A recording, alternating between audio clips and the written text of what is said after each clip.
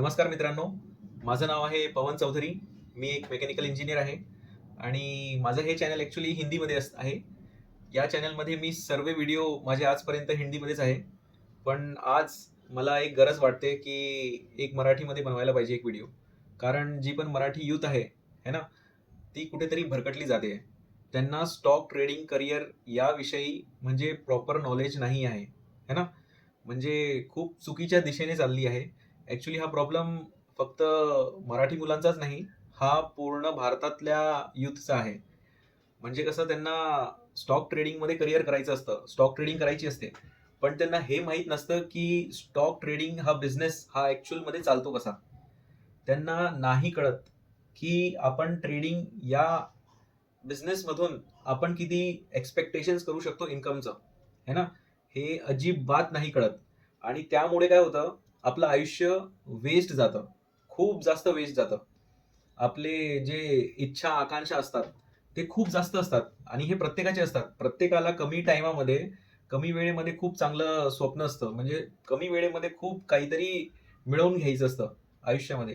पण हे realistically possible नाही आहे. कितीही प्रयत्न करा, कितीही काही करा, हे नाही होऊ शकत. आणि खूप जण या चक्रव्यूहमध्ये फसून जातात आणि खूप त्यांचा वेळ वाया जातो, खूप पैसा वाया जातो आणि हातात काहीच येत नाही. ठीक आहे. मी पण माझ्या आयुष्यात मी खूप स्टार्टिंगचे 5 वर्ष खूप स्ट्रगल केले इंट्राडे ट्रेडिंगमध्ये, पण ते सक्सेसफुल नाही झालं. माझ्याकडे कॅपिटल कमी होतं. मी खूप प्रयत्न केले, पण ते नाही झालं. त्याच्यानंतर 2 वर्ष मी एफ-एन-ओ ट्रेडिंग केली. पण त्याच्यामध्ये पण रिझल्ट्स कन्सिस्टंटली नाही आले. म्हणजे ज्यामुळे मी कन्सिस्टंटली पैसे कमवू नाही शकलो. मी त्याच्यानंतर 3-3.5 वर्ष इक्विटी ट्रेडिंगमध्ये आलो आणि त्याच्यानंतर मी ॲक्चुअलमध्ये पैसे कमवायला लागलो. तर आता इक्विटी ट्रेडिंग करताना पण किती पैसे कमवत होतो? एक सर्टन पर्सेंटेजच, म्हणजे 5% ते 8% हा माझा पर मंथचा आकडा आहे माझ्या कमवण्याचा. त्याच्यावरती मी खूप प्रयत्न केले. म्हणजे आधीचे 7 वर्ष मी खूप प्रयत्न केले. माझं कॅपिटल 100% ग्रो करायचं, है ना, 50% ग्रो करायचं, 20% ग्रो करायचं, 10% ग्रो करायचं, हे पर मंथचं बोलतोय. पण हे नाही झालं. मी ऑप्शन्स जेव्हा ट्रेड करत होतो, मी 2 लाखाचा एक ऑप्शन विकत घेतला आणि 2 दिवसात तो 2 लाखाचे ते झाले 4.5 लाख, है ना. म्हणजे मी हे पण बघितलंय, हा व्हिडिओ पण माझ्या चॅनलवरती आहे अवेलेबल. पण हे कन्सिस्टंट नाही राहत, है ना. हे लॉंग टर्म मध्ये कन्सिस्टंट अजिबात नाही राहत. म्हणून एफ-एन-ओ ट्रेडिंग माझ्यानुसार हे फेक मार्केट आहे. कारण इक्विटीज आहे जे आपल्या देशाची इकॉनॉमी वाढवतं. एफ-एन-ओचं काही घेणं देणं नाही. सगळ्यात पहिले स्टार्ट झालं इक्विटी. हे नंतरचे धंदे आहेत जे लोकांनी आणलेत. म्हणजे कसं, जे पण जुगारी लोक आहेत त्यांच्यासाठी चांगले लोक, म्हणजे हे हे एफ-एन-ओ ट्रेडिंग वगैरे. आणि एफ-एन-ओचं जे आलं होतं मार्केटमध्ये, ते याच्यासाठी आलं होतं की जे जे इन्व्हेस्टर्स लोक आहे मोठे मोठे, त्यांना हेजिंग करण्यासाठी. कारण मार्केट नेहमी वरती जायचं आधीच्या टायमात, पण ज्या टायमाला ते खाली यायचं, मग त्या टायमाला ते हेजिंग कसं करणार, म्हणजे रिस्क कमी कशी करणार, म्हणून ते इंट्रोड्यूस झालं होतं मार्केटमध्ये. पण लोकांनी त्यांच्या लालचमुळे हे सगळं कुठल्या कुठेच गेलं. ठीक आहे. तर आता आजचा तुम्ही थंबनेल बघितला असेल. एक जळगाव जिल्ह्यातील एक मुलगा आहे, म्हणजे माझ्याच गावाचा आहे, मी पण जळगावचाच आहे. तर आम्ही कॉन्टॅक्टमध्ये आलो आणि त्याने त्याची स्टोरी सांगितली. ते अशी होती, त्याने त्याची 4 एकर जमीन गहाण ठेवली. तो पण इंजिनियरच आहे. पण इंजिनिअरिंग केल्यानंतर जॉब काही भेटला नाही त्याला. मग तो त्याच्या घरी गेला आणि शेती करायला लागला. शेती करता करता त्याला हे ट्रेडिंगचं कुडतोरी, म्हणजे त्याने ऐकलं होतं ॲक्च्युली कॉलेजमधूनच. पण शेती करताना त्याला असं वाटलं की आपण काहीतरी अजून करायला पाहिजे. मग तो थोडा थोडा थोडा थोडा करत होता आणि करता करता करता करता त्याला हे समजलं की आपल्याला आता पैसे पाहिजे. ठीक आहे. कारण कमी कॅपिटलमध्ये हे होऊ शकत नाही. त्याने कोर्स पण केले, पण त्या कोर्समधून त्याने जे पण शिकलं, त्याला असं वाटलं की त्याला सगळं आलं. कमी कॅपिटलमध्ये त्याने ट्राय केलं, त्याला थोडे चांगले प्रॉफिट्स पण झाले. मग त्याने एकदम मोठी उडी मारली. त्याने त्याची जमीन जी 4 एकर होती, नियर अबाउट 80 लाखाच्या आसपास ती जमीन होती. 20 लाख रुपये एकर चालू आहे तिथे. तर त्याने त्या जमिनीवरती किती 30 लाखाच्या आसपास लोन घेतलं, है ना. 30-35 लाखाचं काहीतरी लोन घेतलं. आणि ते लोन घेऊन त्याने एक चांगलं केलं की ते डायव्हर्सिफाय केले. पण त्याने जे डायव्हर्सिफाय केले, 10 लाख त्याने एका माणसाला, एका व्यक्तीला ते ट्रेडिंग करायला दिले, है ना. जे म्हणते मार्केटमध्ये म्हणतात की ते फायनान्शियल गुरु आहे वगैरे वगैरे, है ना. पण त्यांनी ते पैसे खाऊन टाकले. म्हणजे आता ते म्हणजे स्कॅम झाला त्याच्याबरोबर, ते पैसे गेले त्याचे. ठीक आहे. आणि हे पैसे पण का गेले, कारण त्याला हे सांगितलं गेलं होतं की येणाऱ्या 6 ते 8 महिन्यामध्ये तुझे पैसे डबल होतील. ठीक आहे. डबलच्या हिच्यात त्याने ते पैसे तिच्यात टाकले आणि 20 लाख रुपये स्वतःकडे ठेवले. आणि जे 20 लाख रुपये त्याने ते स्वतःकडे ठेवले, तर त्याने आधी काही महिने F&O ट्रेडिंग केली. मग त्याच्यामध्ये त्याला काही जास्त रिझल्ट आला नाही. त्याच्यामध्ये त्याचे काहीतरी 20 लाखापैकी 5 लाखाच्या आसपास काहीतरी नुकसान झालं. नुकसान झाल्यानंतर त्याने मग इक्विटी ट्रेडिंग करायला चालू केली. ठीक आहे. हे एक त्याचा एक चांगला निर्णय होता. पण इक्विटी ट्रेडिंग करताना पण तुम्ही काय एक्सपेक्टेशन ठेवतायत की तुम्ही मंथली किती कमवण्याच्या चक्करमध्ये आहात, हे सगळ्यात जास्त इम्पॉर्टंट आहे या ट्रेडिंग बिझनेसमध्ये. कारण जे आपण आकडा ठरवतो, आपलं टार्गेट ठरवतो, आपण त्याच्या हिशोबाने काम करतो. ठीक आहे. जर आपण मोठा आकडा ठरवला तर आपण मोठं काम करण्याच्या म्हणजे त्याच्या फंद्यामध्ये पडणार. म्हणजे कसं, जर समजा आपण 20% दर महिना आपण कमवण्याचा प्रयत्न चालू केला की हा मला 20% पाहिजे. जर समजा तुम्ही 5% कमवून टाकले, पण तरी पण तुमचं 15% टार्गेट अजून बाकी आहे. मग ते 15% जे आहे ना, ते तुम्हाला जास्त ट्रेड घेण्यासाठी प्रवृत्त करणार आहे ना. म्हणजे खूप जास्त तुमच्या मागे तुम्ही म्हणजे एक प्रेशर, मेंटल प्रेशर तुम्ही फील करणार की आपल्याला बाबा हे काही पण करून आपल्याला हे टार्गेट अचीव्ह करायचं आहे. ठीक आहे. आणि हे माझ्याबरोबर पण झालंय. मी मंथली 10% पण टार्गेट ठेवलं होतं, तर ते मी 8% पण कमवले ना महिन्याला. महिन्याला खतम व्हायला समजा 1 हफ्ता अजून बाकी आहे. पण त्या 1 हफ्त्यामध्ये मी पूर्ण म्हणजे ते 2% कमवण्यासाठी मी एवढा मागे लागायचो की मी जे 8% कमवलेत त्याच्यातले 4-5% चालले जायचे, है ना. तर हे व्हायचं. तर त्याचं असंच झालं. 15 लाखाच्या कॅपिटल पासून त्याने इक्विटी चालू केलं, पण त्याचं जे टार्गेट होतं 20% पर्यंत जायचं, ते काही जमलं नाही, है ना. त्याच्यामुळे त्याचं कॅपिटल भरपूर कमी झालं आणि ते कमी होत होत काहीतरी 3-4 लाख रुपये शेवटी उरले. आणि ज्या टायमाला त्याचे 3-4 लाख रुपये शेवटी उरले, त्याने ही गोष्ट त्याच्या घरच्यांना सांगितली. त्याचे घरचे तर काय करू आणि काय नाही, कारण ती जमीनच त्यांनी लोनवर घेऊन म्हणजे घेतली होती. म्हणजे पूर्ण शेती आहे त्यांची, केळ्यांची बाग आहे.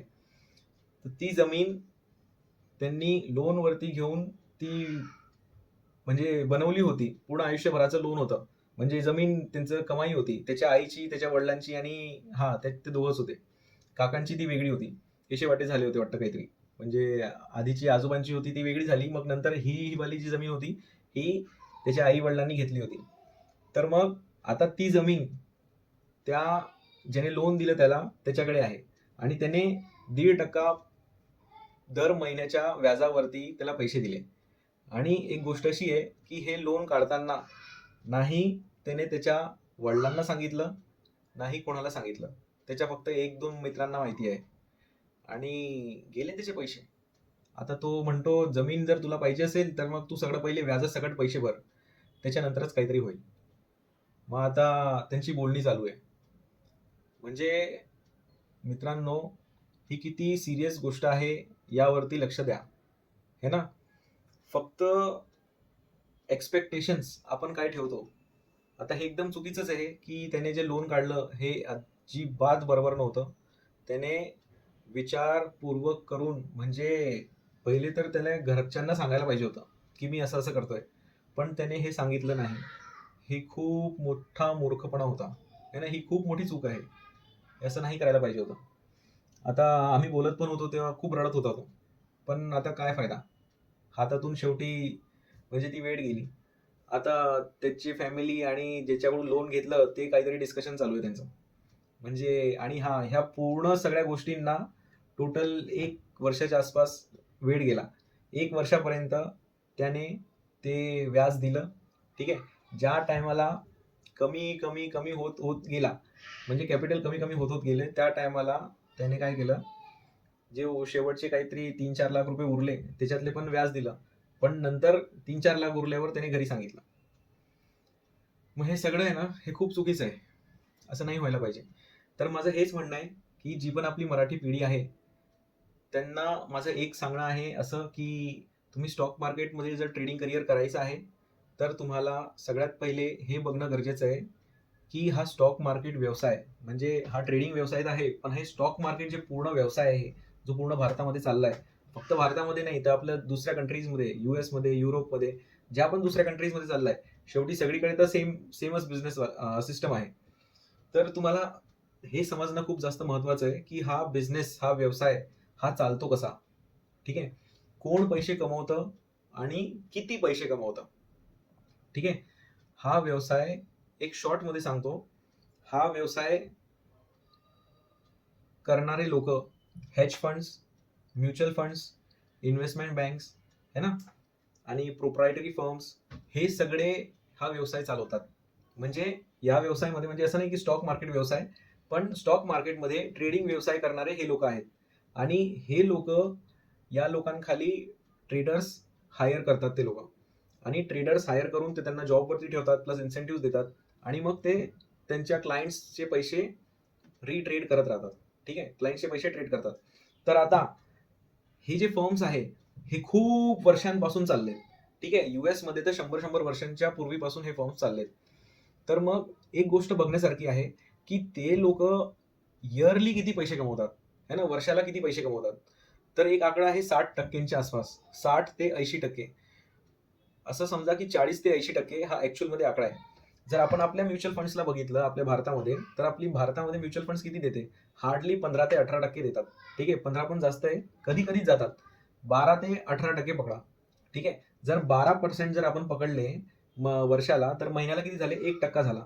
आणि त्या 1% ते लोक देतात की जे आधीपासून चाललेत आणि जे सक्सेसफुल आहेत, है ना, जे चाललेत.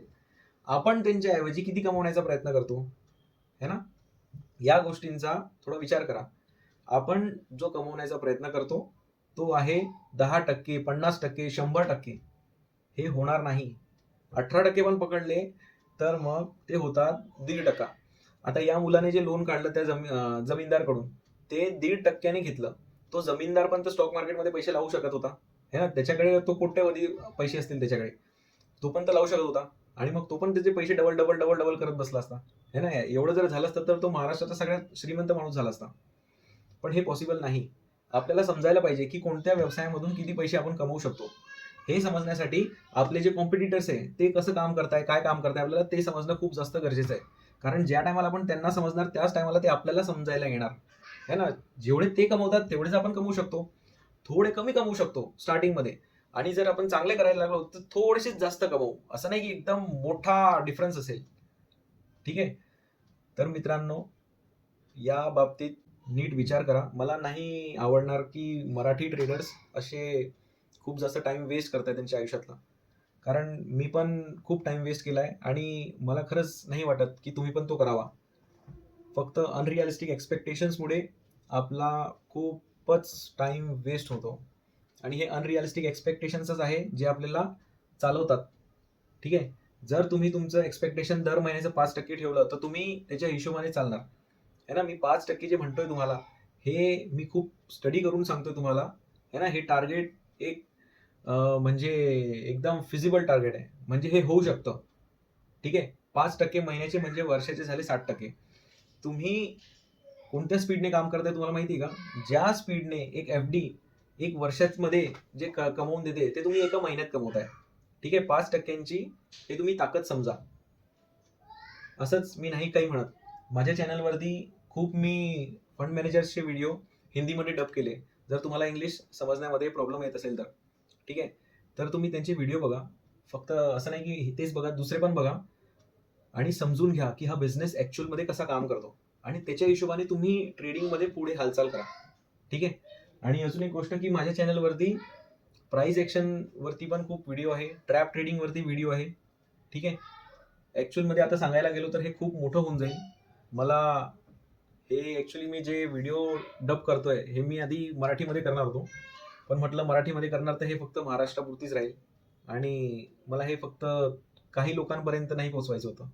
मला असं वाटत होतं की खूप जणांचा जो वेळ वाया जातो तो नको जायला, म्हणून मग मी हे हिंदीमध्ये निवडलं की म्हणजे पूर्ण भारतापर्यंत याची पोहोच जाऊ शकते, ठीक आहे.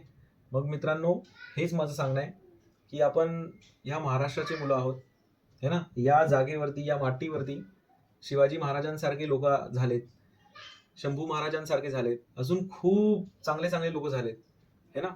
तर त्यांनी त्यांच्या आयुष्यात काहीतरी केलं, आपण पण करू शकतो. फक्त जो रस्ता आहे तो क्लिअर कट नीट माहीत असला पाहिजे, है ना. जर आपल्याला तो नीट माहीतच नसेल, है ना, तर मग आपण त्या रस्त्यावरती चालूच शकणार नाही. आपण त्या रस्त्याचं प्लॅनिंगच नाही करू शकत, ठीक आहे. नमस्कार मित्रांनो.